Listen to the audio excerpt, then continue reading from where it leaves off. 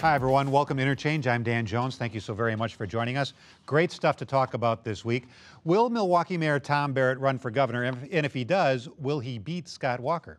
We'll talk about the decision not to issue any charges against the homeowner in Slinger who shot and killed a 20-year-old man that was apparently hiding on the guy's enclosed porch. We'll talk about Milwaukee Public Schools students who have absolutely had it with what they see as unfair criticism that all too many MPS students are thugs and losers.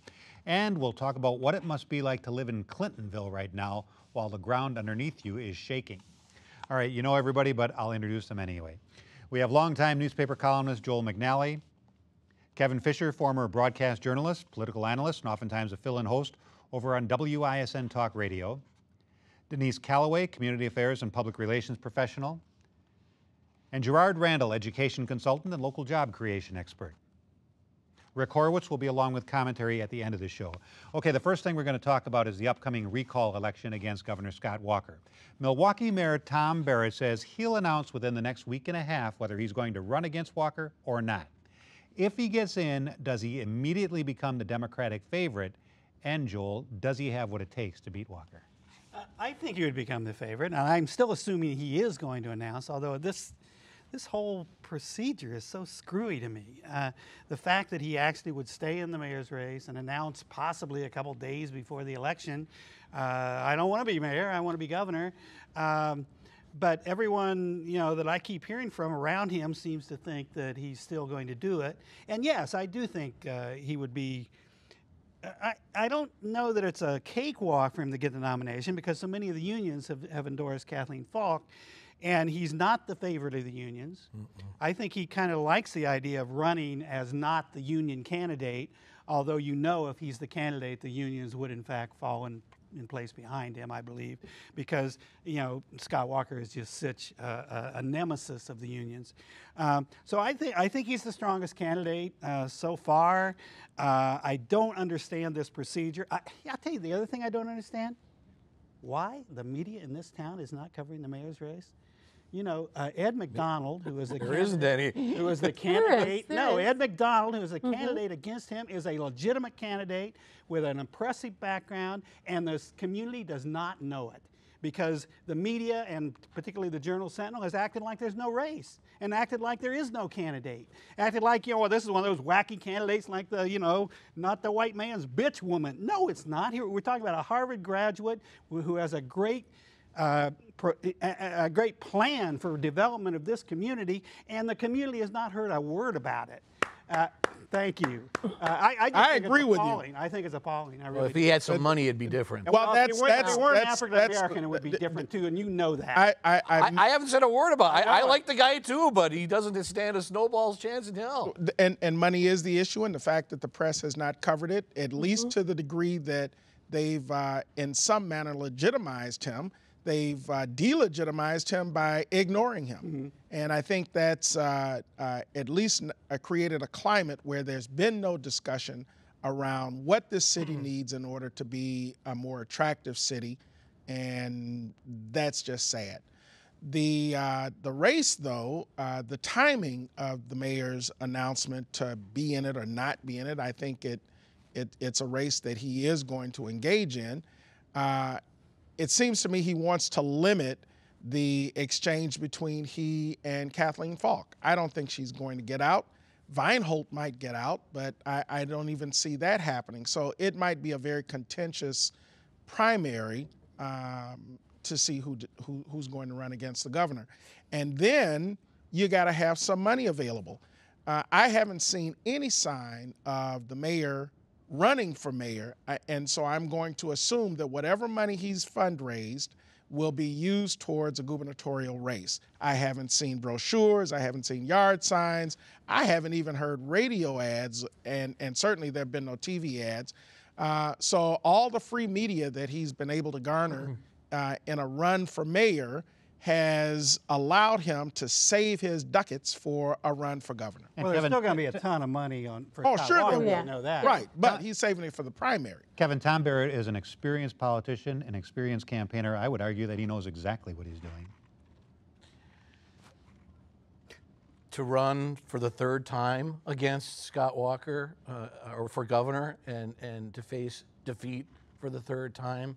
If he does get in, and I don't know if he is or not, the earmarks sure point that he is.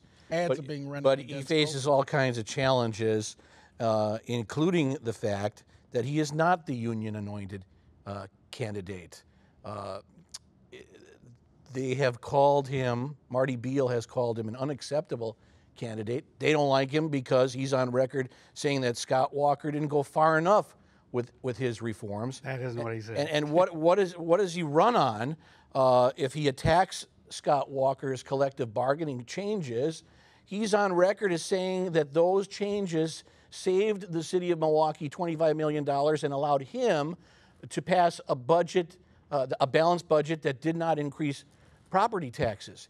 He has a problem in that outstate Wisconsin, whether you like it or not, Milwaukee, they've got a thing about Milwaukee. They don't like Milwaukee candidates, especially for governor. He's got a problem there. This could fracture the Democrat Party. No, at the end of the day, there's a tug of war for money, and so he has some problems. And also, he's inviting Rahm Emanuel, the mayor of probably the most corrupt city in America, to come and speak on your behalf. That's not a real good. That's not a real good political strategy. The governor is a Milwaukee guy right now. He is a Milwaukee guy, so I think the idea that someone from Milwaukee can't be elected and people won't vote for him has already been proven. Talking about the Democrat Party. We're not talking about Democrats. They don't like Milwaukee candidates for governor. We've talked about the fact that Milwaukee candidates have a problem. Our current governor has shown that really isn't an issue. You know I was referring to the Democrats. I think that Tom Barrett's being very, very smart about this. He doesn't need to spend any money in this race because there hasn't been that much attention to it, and that is a shame. It's interesting enough. To me, this is the sign that he's going to get into the race, because Kathleen Falk today came out and asked Barrett to support her, to show his support for her. She knows he's going to run. She's trying to somehow say, I campaigned for you. I'm a great candidate. You should do the same thing for me. He's going to get into the race. He's going to be the front runner. He's going to beat Kathleen Falk. I think he's also very smart in knowing that in this primary, the fact that he is not the union's candidate probably works very well in his favor. It really does. And in a general election, it would do the same thing, and the unions will get behind him because they don't really have another choice. All right, let's talk for just a few minutes about the decision not to issue any charges against the Slinger homeowner who shot and killed the 20-year-old man who apparently was hiding on the homeowner's enclosed front porch one night, hiding from police after running away from an underage drinking party. Is this decision by the DA there fair to everybody involved? Well, they certainly researched this one or investigated this one a lot more than they did the case in Florida. And I guess that's about the only thing I can be thankful for about this case at all. There was a loss of life that didn't need to happen. The homeowner, in a lot of ways, understand that, if he felt he had to protect his home and protect his life, that he had to take an extreme measure. But in so many ways, this just highlights why there are flaws in the castle law.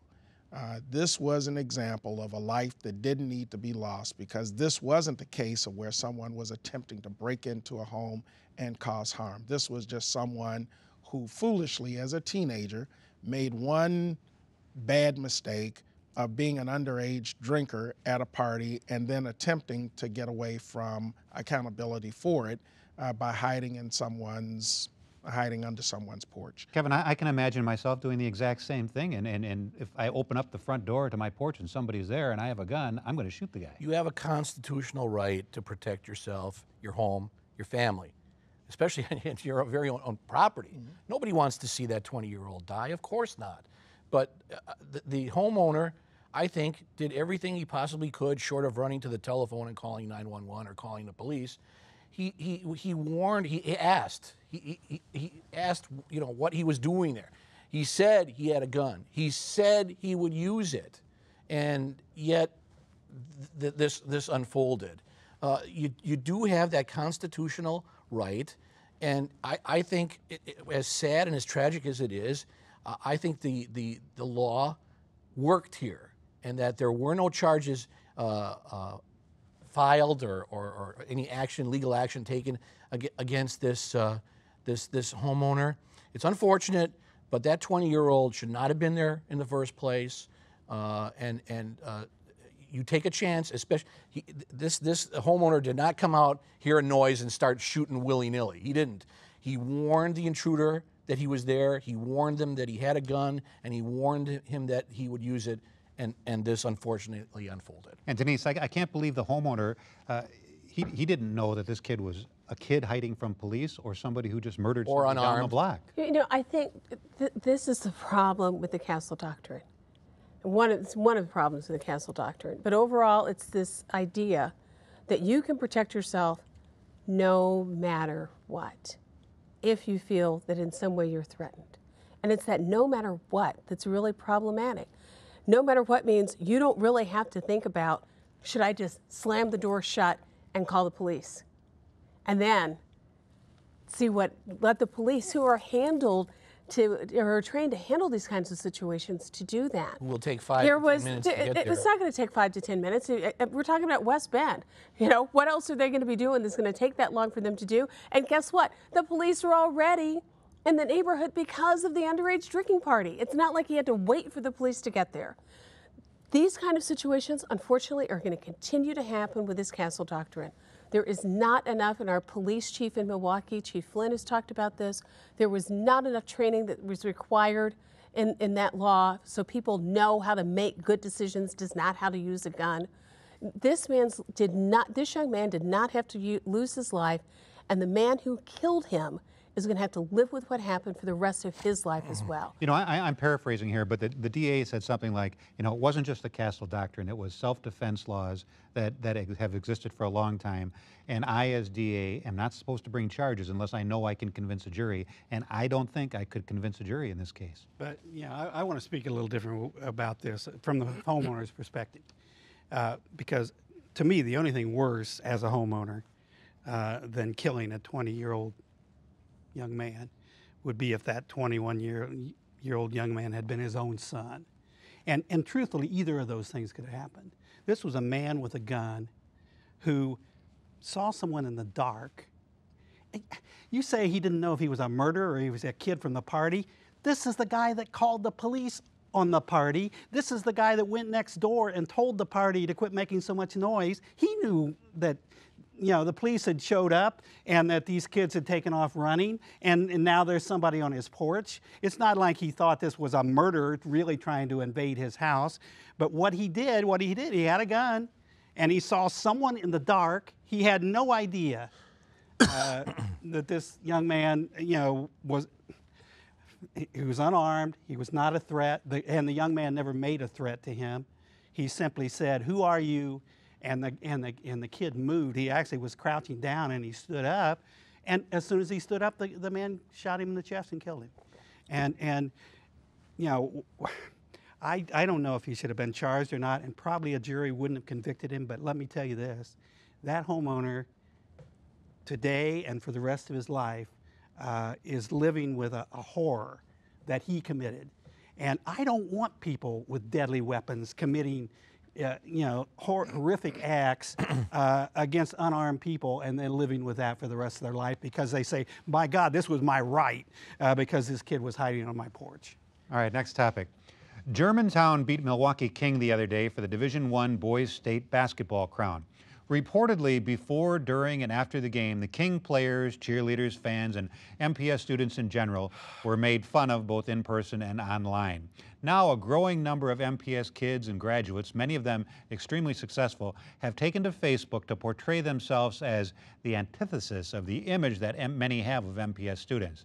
The image MPS has and the image it wants, Kevin, are two very different things. Look, I'm on record on this program and in other media venues as being very critical of MPS. It's a troubled system with some very serious problems. However, athletics is one of their shining stars. I'm in MPS gyms as a scorer and timer for varsity and junior varsity boys and girls games dozens of times during the year. And it's one of the safest school environments you'd ever want to find. And from athletic directors down to coaches, down to players, down to fans, MPS is top notch. And for these kids to be subjected to some of the taunts that were made reportedly by Germantown fans, I think is outrageous. Especially Rufus King. Forget about MPS. It's a fine school. You want to compare it to any school in the state, and especially in athletics. Some of the things that have been said about MPS student athletes, I think, are bogus. I think are wrong-headed, and there's nothing to back up what they're saying. Yes, MPS has its problems, but the athletic program, especially the basketball programs, is not one of them. Denise, shouldn't MPS be promoting itself instead of these kids on Facebook? Shouldn't this be the job that the MPS public relations department is doing? Well, and it does, you know, and to disclose, I do work for the district. And our communications department does a fabulous job of doing that. And, you know, one of the problems is, you know, we can talk about all these great things that are happening in the district, and we do, but it's what media chooses in this town to cover. We had a circumstance where we had more than 40 young women who were at Discovery World learning about great careers in science and mathematics the other day. Nobody shows up for that in terms of the local media. Nobody does. But if there's a hint that there might be trouble at one school, we actually have people in the local media who will hang around the school waiting for the next fight to start. So our communications team does a fabulous job of doing that. But what I'm so proud of is this is something that young people who are proud of the education that they've received in this district and who've received a great education in this district, they decided enough is enough. You know, you want to call us thugs? Okay, this is what a thug looks like. A thug is a West Point cadet. A thug is a graduate of Harvard. You know, a thug is going to Yale. A thug is going to UW-Madison. They're talking about the fact that they've gotten great educations in MPS, and they're not thugs. They're bright, talented, smart young people that, quite frankly, people in this city ought to be happy to have here and need to figure out a way to keep them back.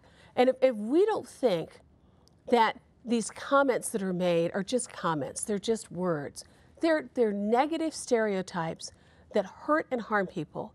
And if we don't think that those matter, ask Trayvon Martin's family. Ask his family down in Florida. He's the young man who was shot because he was hunted by a man who said he looks suspicious because he fits the stereotype of a young black man in a hoodie. Right. I mean, our kids are standing up for themselves and the education they've received, and I'm really proud of the fact that they're doing that. It's the media's responsibility to tell us if there's a shooting at Custer, a shooting at Milwaukee Tech. Is it the and media's? And there never have been those, by the way. Is the media's responsibility to tell us that this many MPS kids are doing good things? Well, it's hard to reply to the kinds of things that the King kids put up with in Germantown, when really your only defense is you can't claim that you're not black if you're a black kid or a black cheerleader. And that was what these kids were being accused of.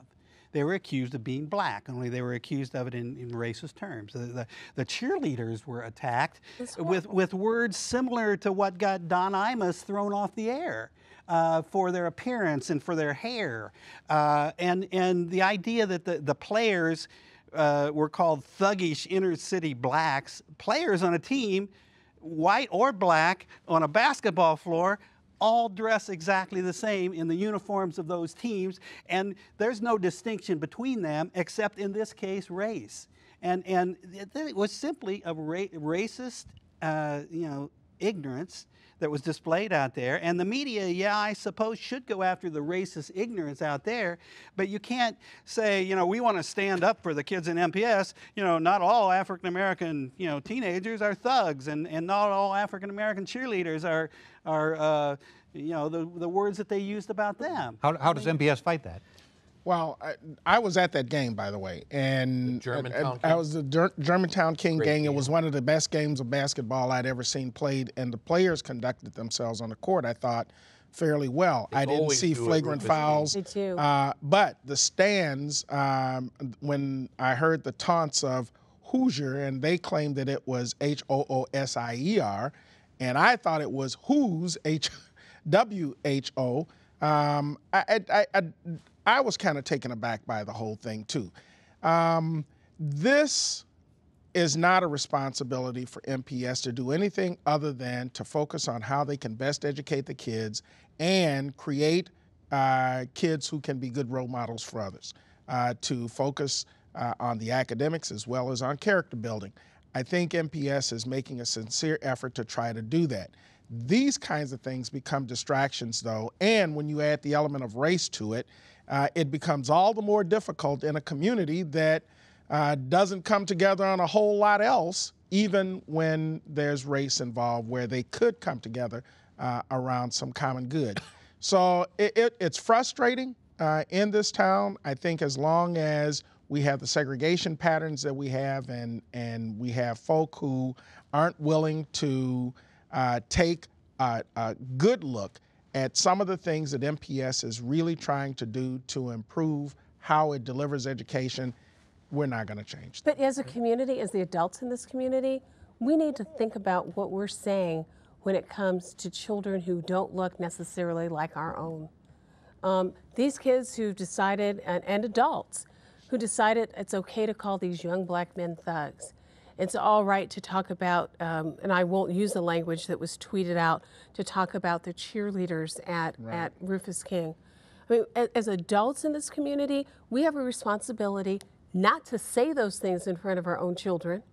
And we have a responsibility when we hear those things being said by young people Go in and try and to stop clearly them. say Yep, that it is clean it not up. right. And that's where, as adults, we failed in this whole Even if discussion. it's just a few at Germantown, it was enough. Doesn't make any difference. That Doesn't make any something difference. should have been done about I'll tell you what, if it was one MPS kid who had said it, you know, there wouldn't be this expectation that it was only a few kids. This is the season for basketball, and if you look at the cheerleaders from any of the major conferences, they don't look any different than the cheerleaders that were on the Kings basketball squad. Can we take just a minute to talk about Clintonville? First, they said it wasn't an earthquake. Now they say it was, but just a minor earthquake. But still, there seems to be rumbling every single night there. I know. I would think it would be an extremely scary time to live in Clintonville. Everybody's joking about it, but you know, what do you tell your 5-year-old kid? What's rumbling every night? No, I grew up in a small town. I know what small towns are like. Even their controversies are boring. I mean, truthfully, while we kept hearing from the media rattling and keeping people up all night, no one was ever able to record a single noise or anything to find out. And if people were staying up all night, they were probably staying up to be interviewed by the media. I can't imagine, a mystery in a small town is only interesting until it's solved, and then it turns out to be boring. And let's be honest. This wasn't monsters coming out of the ground. Well, let's be honest, 1.5 on the Richter scale? Really? That's a pretty wimpy earthquake, if you ask me. I'm not a geophysicist, but I'll play one right now. I didn't get sympathy from anybody. Well, you were like all up in arms and scared out of your wits, and everyone else is laughing. Nobody feels bad but me. All right. Meanwhile, the rumbling noise we're hearing throughout the state is the sound of a presidential primary getting closer all the time. And that's only one of the huge races happening in Wisconsin this year. Writing and editing consultant Rick Horowitz expects the intensity levels to be off the charts. He even has a theory about why. Rick. You know, I thought I had a handle on the George Bush legacy, the George W. Bush legacy, that is. I'm talking about 43, not 41. 41 actually had some major positive accomplishments. 43 mostly had a great speech from a rubble pile and lots more funding to Africa to try to fight AIDS and malaria. And, but on the other side of the ledger, who can forget, as much as we try, the ginned-up war against Iraq, the distracted, half-hearted effort in Afghanistan, the Bush budget-buster tax cuts, which we're still paying for. You get the idea. Not a big fan. But there's one more thing, part of the legacy I hadn't focused on until recently, and this one wasn't really even W's fault. He made every vote worth fighting over. So now that's what everybody does. They fight like crazy over every vote. Seriously, I can't imagine we'd be having the kinds of all-out battles we're having now over voter ID laws and redistricting plans if George Bush hadn't proved back in the year 2000 against Al Gore how tiny, tiny numbers can make a big, big difference. how much every vote counts. Oh, I know, we've always said that every vote counts. I remember hearing one time that John Kennedy's margin over Richard Nixon in Illinois back in 1960 was something like 1 vote per precinct. But even that, as small a margin as it was, that was a landslide compared to George Bush carrying Florida by, what, 537 votes, and the whole country with it? And that was after the hanging chads and the invalidated ballots and the pre-election purge of Florida's voting rolls and all the rest. 537 votes. It's almost nothing, but it meant everything. And the lesson? Every little bit helps? No, every little bit can be absolutely vital. So if your precinct can turn out a couple of extra voters on your side, or disqualify a couple of voters on the other side, and if they can do the same thing in the next precinct and the next and the next, small numbers, but huge prizes. No wonder they're always fighting. Well, thanks, Rick, and thank you so very much for watching. Stay warm. Enjoy the rest of your weekend.